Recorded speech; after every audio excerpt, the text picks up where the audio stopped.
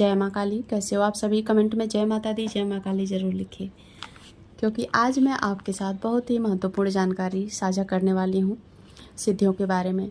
क्योंकि बहुत सारे लोग ऐसे हैं जो सिर्फ सिद्धियों का नाम जानते हैं, यानी कि सिद्धियाँ जानते हैं कि सिद्धियाँ होती हैं, उनके लिए साधनाएँ की जाती हैं, मंत्र जाप किए जाते हैं, लेकिन सिद्धियाँ कितने प्रकार की होती हैं ये बहुत ही कम लोगों को पता होते हैं।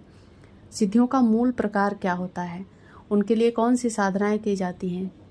देखिए, हर सिद्धि के लिए एक अलग देवी देवता होते हैं, हर सिद्धि के लिए एक अलग मंत्र होता है जिसका जाप संख्या होता है, साधना विधि होती है। तो ऐसा नहीं है कि सिर्फ सिद्धि और सिद्धि में सब कुछ शामिल है।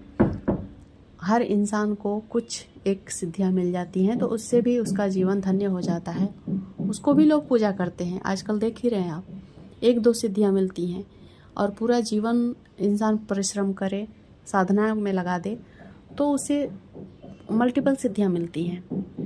तो ऐसा कौन है जो पूरा जीवन साधनाएं किया है, उसके मन में लोभ लालच मोह नहीं है, जिसको मल्टीपल सिद्धियां मिली हैं? ऐसे बहुत कम लोग हैं। चलिए आज हम मूल सिद्धियों के प्रकार के बारे में जानेंगे और सिद्धियां कितने प्रकार की होती हैं। तो देखिए, सिद्धियों का 3 प्रकार होता है, 3 मूल प्रकार होता है।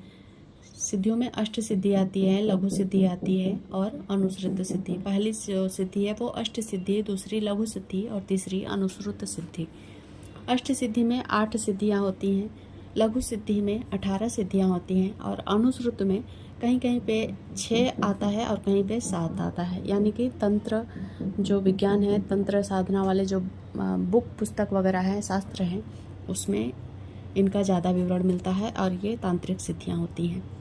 लघु जो सिद्धियां होती हैं वो मंत्र जाप से भी आती हैं, तंत्र साधना से भी आती हैं। और जो अष्ट सिद्धियां होती हैं, जैसे कि आपने हनुमान जी के बारे में जाना होगा, सुना होगा।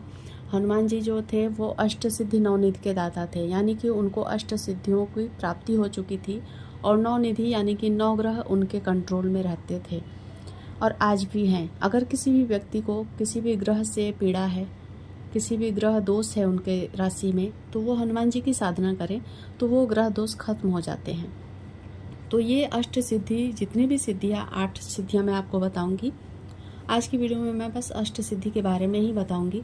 दूसरी सिद्धि में हम लघु सिद्धि और अनुश्रुत सिद्धि के बारे में जानेंगे, यानी कि दूसरे वीडियोस में, क्योंकि वीडियो लंबी हो जाती है। तो चलिए आज हम अष्ट सिद्धियों के बारे में जानेंगे जो कि हनुमान जी के पास थी।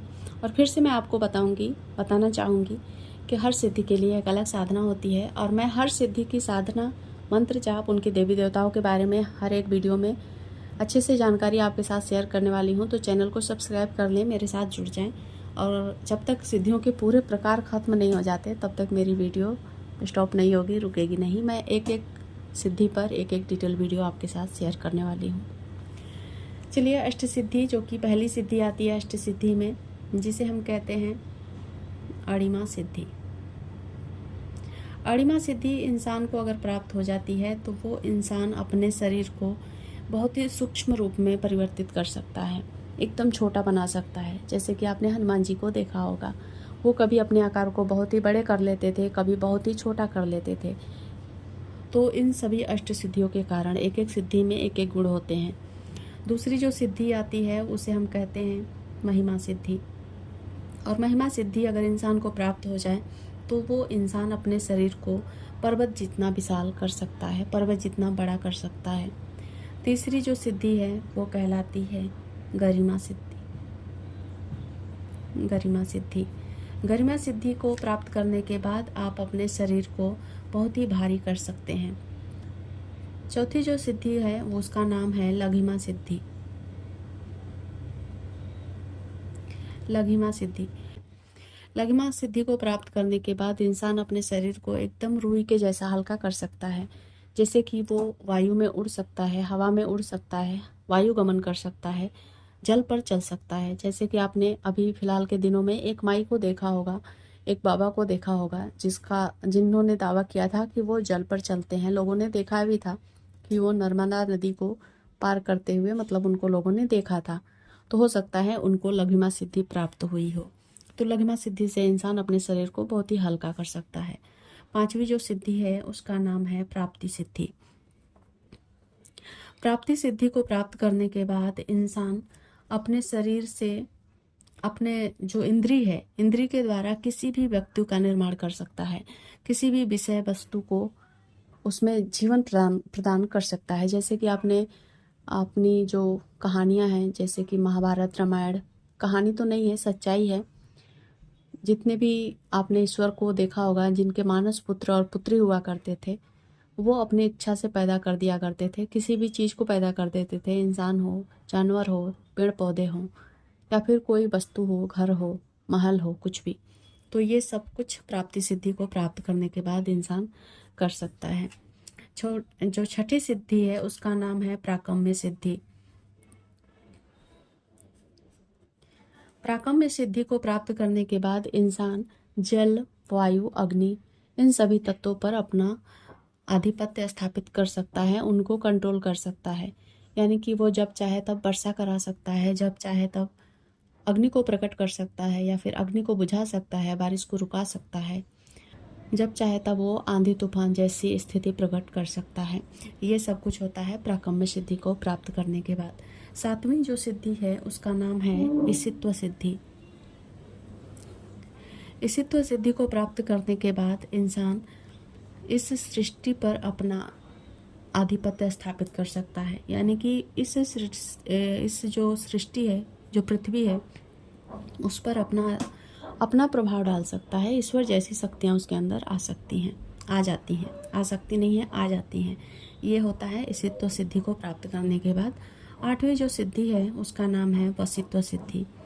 वशित्व सिद्धि वो सिद्धि होती है जिसमें मनुष्य किसी भी वस्तु को, किसी भी इंसान को, किसी भी शक्ति को सिर्फ एक इशारे पर अपने बस में कर सकता है।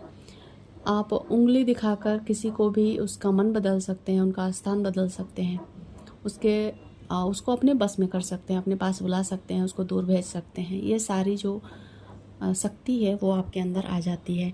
तो ये जो 8 सिद्धियां हैं ये अष्ट सिद्धि कहलाती है। और इसके लिए भी अलग अलग तरह की साधनाएं होती हैं, अलग अलग इन सभी सिद्धियों के अलग देव होते हैं, देवता होते हैं, और उनके अलग मंत्र होते हैं। तो ये सभी कुछ होती हैं अष्ट सिद्धियों को प्राप्त करने के बाद। और इतनी शक्तिशाली, मतलब इतनी शक्ति और इतना पावर आपके पास आ सकता है, जैसा कि हनुमान जी को अष्ट सिद्धि मिलने के बाद पावर मिली हुई है, शक्ति मिली हुई है। तो आज की वीडियो में हमने अष्ट सिद्धियों के बारे में जाना। और भी अगर आपके मन में कोई प्रश्न उठा है इन सिद्धियों को लेकर तो आप कमेंट में ज़रूर लिखें। मैं सबका रिप्लाई शॉर्ट वीडियो में दूंगी, या फिर कमेंट के नीचे भी दे सकती हूँ। आगे की वीडियो में हम लघु सिद्धियों के बारे में जानेंगे, क्योंकि इसमें 18 सिद्धियाँ हैं, और 18 सिद्धियों के बारे में बताते हुए थोड़ा टाइम लग जाएगा, जो कि इस वीडियो में कवर नहीं हो पाएगा। तो चलिए आप लोग आगे का वीडियो का इंतज़ार करिए, तब तक मैं आगे की जानकारी के लिए तैयारियाँ इकट्ठी कर लेती हूँ। मिलती हूँ अगले वीडियो में, तब तक अपना ख्याल रखें। जय माता दी, जय माँ काली।